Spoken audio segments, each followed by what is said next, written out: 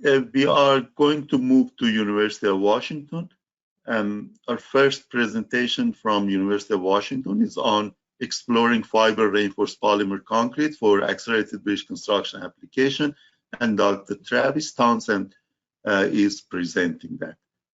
Dr. Thonstad.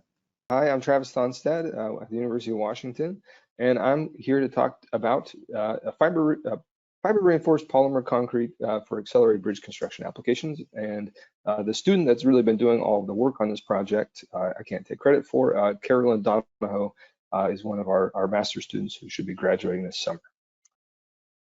So I probably don't need to go through this slide in much detail, but of course, precast superstructure elements have many advantages in terms of the speed of construction, work zone safety, et cetera, et cetera. And you can see a couple of pieces here. These are precast superstructure elements.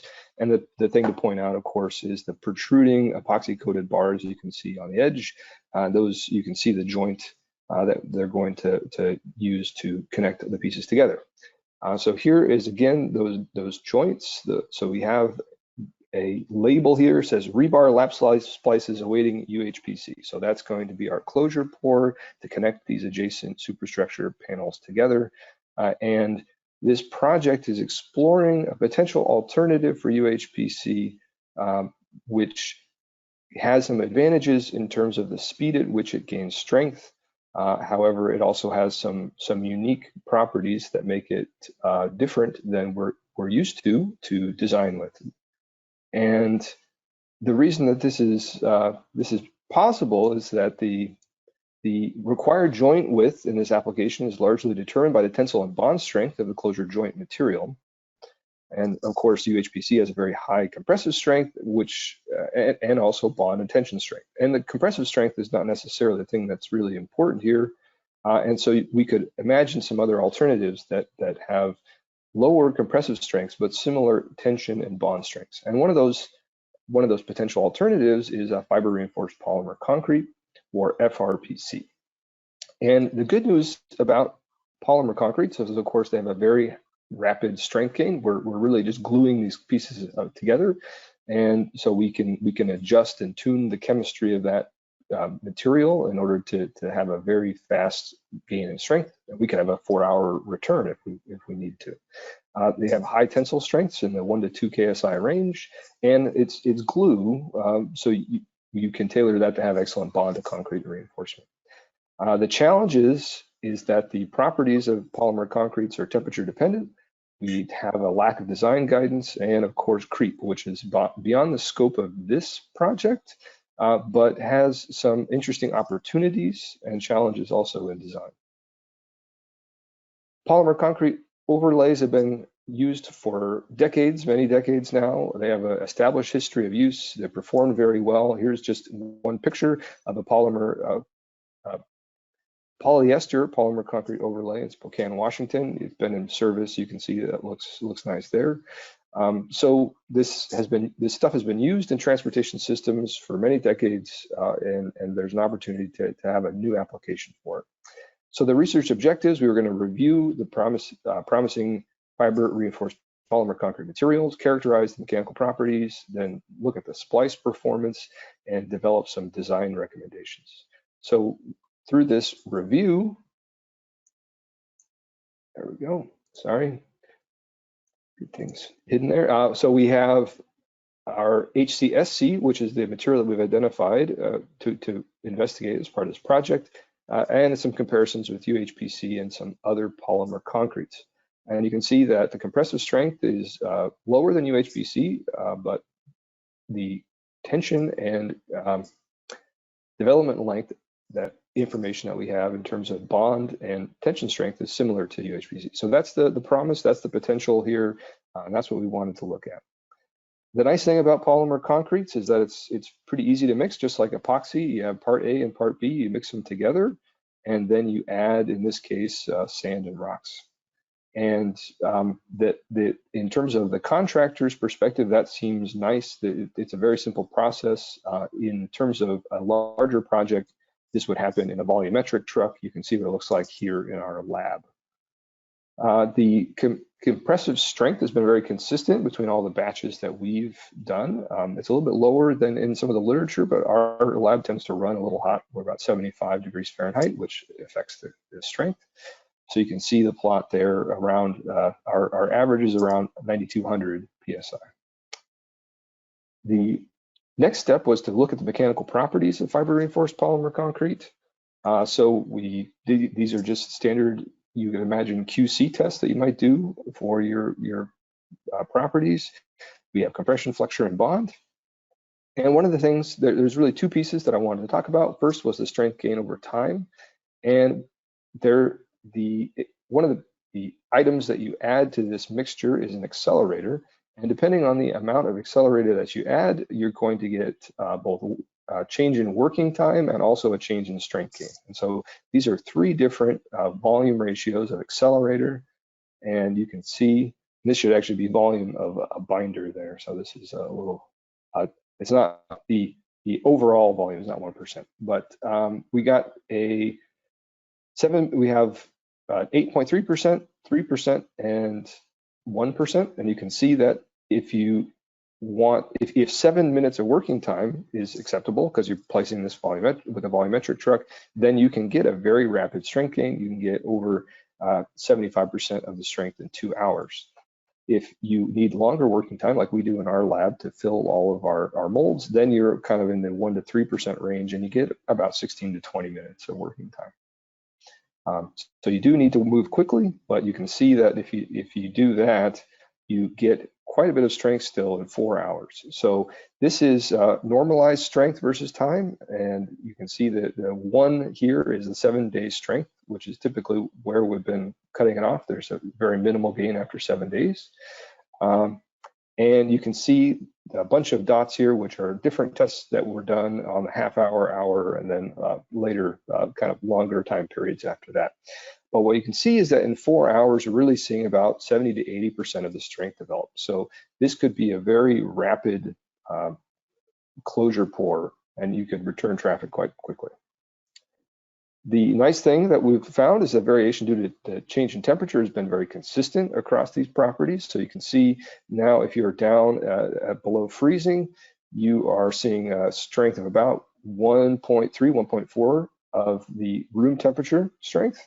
And if you go up to a temperature of about 110 degrees Fahrenheit the other direction, then you're seeing a strength that's about 80% of room temperature. So it's something that's a little unusual about this material, which we might not be used to dealing with, but the properties are going to depend on temperature, and the variation from what we've seen so far is consistent.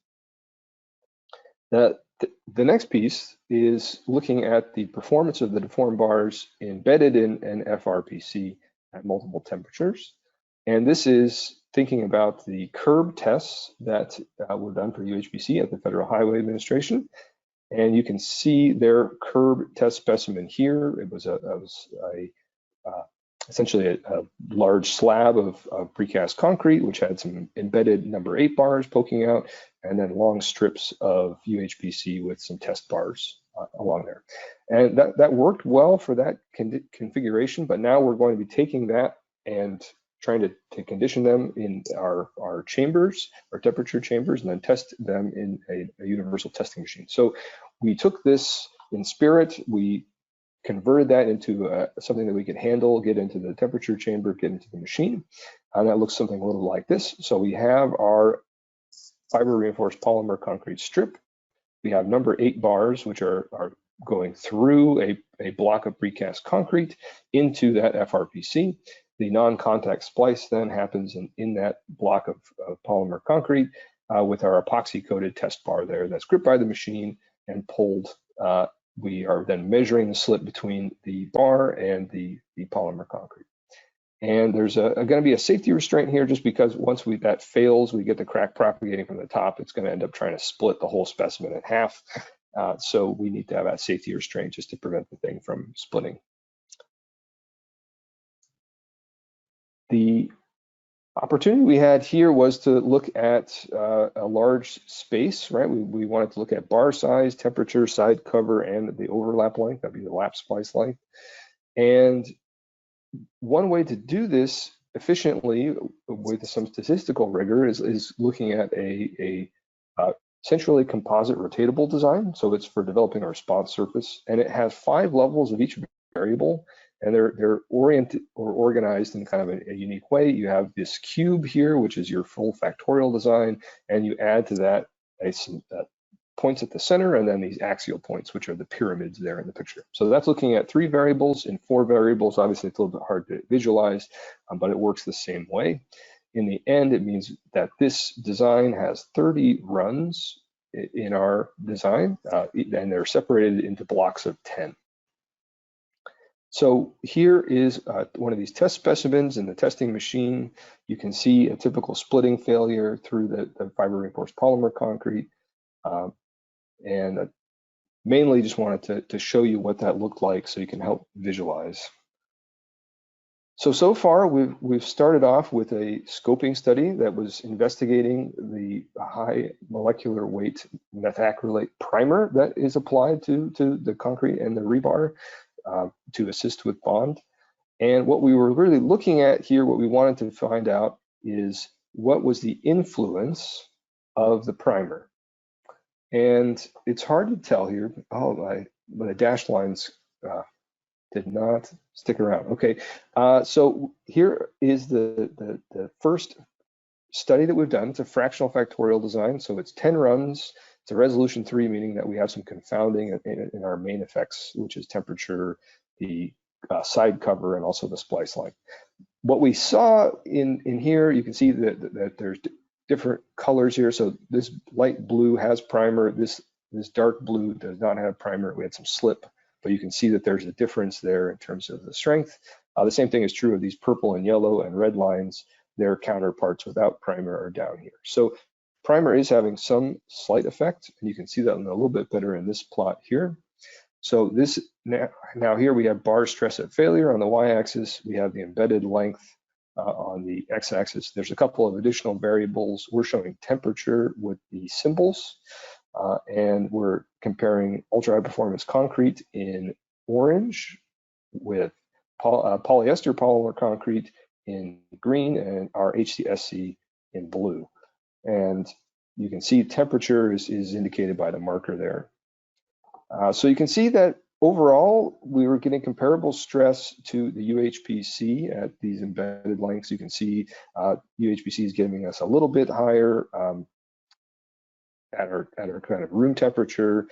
Down here at cold temperatures, we're comparable. And then up at this, we have some difference in side covers that might be masking exactly what this would look like. The polyester polymer concrete, you can see pretty consistent with HCSC, although we're doing a little bit better, I would say. You can see this is the high temp data here, and our high temperature data is a little bit better. So what does this statistical design of experiments do for you? Well, you can start to look at now, although you have this large design space, you can start to look at the main effects and interactions. And so for our main effects, for our preliminary study here, you can see the things that you would expect to be true are true. So this is all preliminary. We're still doing some data analysis, and obviously the full statistical analysis has to wait till we collect all of the data. But you can see that as you increase side cover, you're also increasing the bar stress at failure. As you increase the splice length, you're also increasing the bar stress at failure. And as you're increasing temperature, going from 40 to 110, you're decreasing bar stress at failure. So those are all consistent with what we'd expect. There's a little bit of confounding because it's a fractional factorial design. And the interactions plot I'm just showing here to show you what you can get out of this type of analysis, but this is not going to make too much sense for us because we're in that fractional factorial design. What have we found so far? So the strength gain over time can be tailored to specific needs. So if you have a project that it can tolerate a short working time but needs strength very quickly, that can be achieved. That accelerator can also be used to adjust for ambient temperatures at time of placement. So if it's a cold day, you'll add more accelerator. If it's a hot day, you can add less. There's some trade-offs there that you need to think through. The mechanical properties of fiber reinforced polymer concrete are significantly influenced by temperature. So you can see that it's consistent, which is good, but it is something that's important and something new to the design process. That you have to think about the range of temperatures that this joint is going to see and think about the strengths that are required at those different temperatures. And then finally, in this last bit of the research, although it's preliminary, we're still working on that data, collecting that data. The primer usage seems to have a minor influence in the bond strength, up to about a 10% increase, but it could be potentially.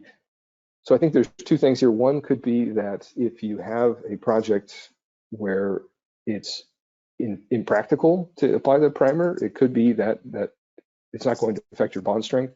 It could be also that maybe the QC on that process of applying the primer could be loosened in some ways. The challenge, of course, for us in this test series is that the non-contact splice testing doesn't necessarily look at all the different ways that primer is helping you. So there'd be some additional testing that you'd want to do to think about the interface between the precast concrete and the fiber reinforced polymer concrete, what the tension strength of that joint is. So there's some additional work to be done there. So what's next in the project? We have 30 more non-contact splice specimens to test. There you can see them all stacked up on a pallet. The nice thing you can see with this picture is that roughened surface there, which will then be receiving the primer, and then we'll cast the polymer concrete along there. You can see the different side covers, and also the bar lengths, the splice lengths are also shown there. So you have a lot of work to do. Carolyn's been doing a spectacular job. There's obviously a lot of bookkeeping here in terms of every specimen is a little bit different. So it's been very helpful to have a lot of attention to detail there.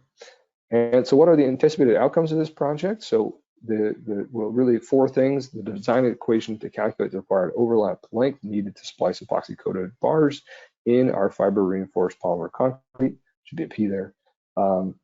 That's what's going to come out of our statistical analysis. That's going to be able to look at not only the main effects, but also second order effects. So think about squared terms, because we probably assume that there's going to be some kind of bilinear relationship there. We'll be able to look at the batch to batch variability of all of our batches. We'll be able to then look at the effects of sampling, and we can look at the uncertainty that's due to that sampling, and then from there we'll be able to develop a conservative design equation based on that analysis. Also, we'll be able to develop recommendations for minimum closure windows for FRPC closure joints. That'll depend on, of course, also the ambient temperature and the amount of accelerator that you use. Certainly temperature considerations for design and construction. That's certainly, we can see that there's a significant influence on temperature, and that it is consistent between the tests that we performed so far. And we'll have a prototype joint geometry for further investigation, and that will allow us to then look at things like cost and compare them to UHPC, so that in the future ABC projects, engineers can have another option if the project schedule and requirements require one.